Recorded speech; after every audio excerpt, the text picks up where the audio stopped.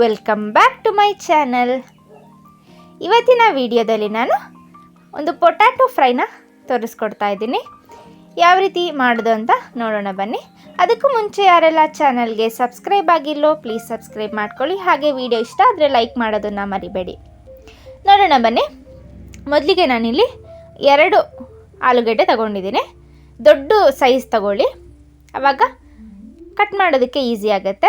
ನಾನು ಈ ರೀತಿ ನಾವು ಫ್ರೆಂಚ್ ಫ್ರೈಸಿಗೆಲ್ಲ ಕಟ್ ಮಾಡ್ತೀವಲ್ಲ, ಸೊ ಆ ರೀತಿ ನೀವು ಕಟ್ ಮಾಡ್ಕೊಳ್ಳಿ.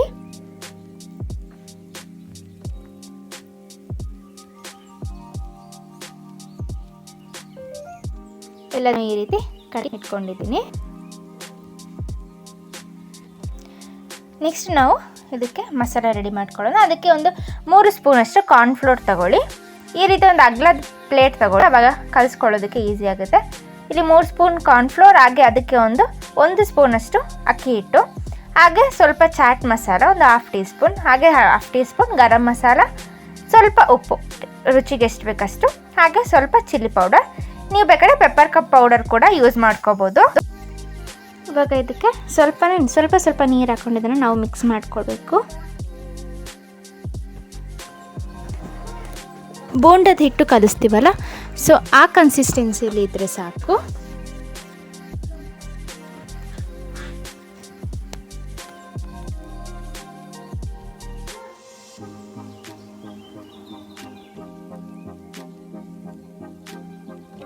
ನೋಡ್ತಾ ಇದ್ದೀರಲ್ಲ, ಈ ಕನ್ಸಿಸ್ಟೆನ್ಸಿಯಲ್ಲಿ ಇದ್ದರೆ ಸಾಕು.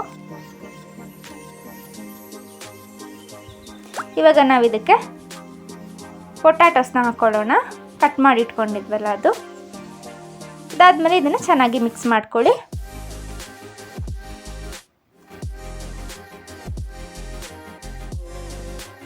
ಅದಾದಮೇಲೆ ಫೈನಲಿ ಒಂದು ಸ್ಪೂನಷ್ಟು ಮೈದಾ ಹಿಟ್ಟನ್ನು ಹಾಕ್ಕೊಳ್ಳಿ.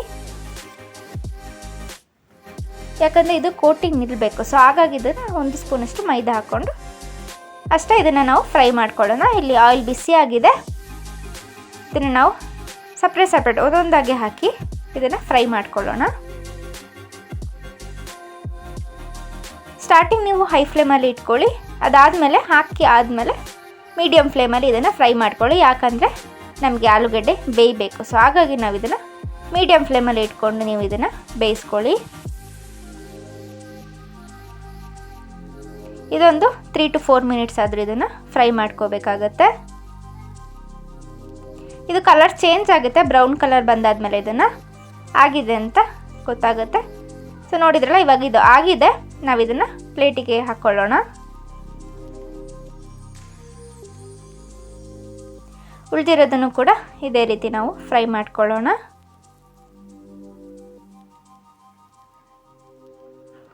ಸೊ ಇಷ್ಟೇ, ನೋಡಿದ್ರಲ್ಲ, ಇದನ್ನೊಂದು 5 to 10 ಮಿನಿಟ್ಸಲ್ಲಿ ನೀವು ಈವ್ನಿಂಗ್ ಸ್ನ್ಯಾಕ್ಸ್ ಆಗಿ ಯೂಸ್ ಮಾಡ್ಕೋಬೋದು, ಸ್ನ್ಯಾಕ್ಸ್ ಆಗಿ ತಿನ್ಬೋದು. ತುಂಬ ಟೇಸ್ಟಿಯಾಗಿ ಇರುತ್ತೆ. ಫ್ರೆಂಚ್ ಫ್ರೈಸಲ್ಲಿ ಬರೀ ಸಾಲ್ಟ್ ಮಾತ್ರ ಇರುತ್ತೆ. ನಿಮಗೆ ಅದು ಮಸಾಲೆ ಸ್ವಲ್ಪ ಟೇಸ್ಟಿಯಾಗಿ ಬೇಕು ಅಂತ ನೀವು ಇದನ್ನು ನೀವು ಟ್ರೈ ಮಾಡಿ ತಿಂದಿದ್ರೆ ತುಂಬ ಟೇಸ್ಟಿಯಾಗಿರುತ್ತೆ. ಸೊ ಒಂದ್ಸರಿ ಟ್ರೈ ಮಾಡಿ, ಹೇಗೆ ಅನ್ನಿಸ್ತು, ಹೇಗೆ ಬಂತು ಅಂತ ಹೇಳಿ. ಸೊ ನೋಡಿದ್ರಲ್ಲ, ಹೊರಗಡೆಯಿಂದ ತುಂಬ ಕ್ರಿಸ್ಪಿಯಾಗಿ ಹಾಗೆ ಒಳಗಡೆ ಸಾಫ್ಟಾಗಿರುತ್ತೆ. ಟೀ ಟೈಮಿಗೆಲ್ಲ ತುಂಬ ಚೆನ್ನಾಗಿರುತ್ತೆ.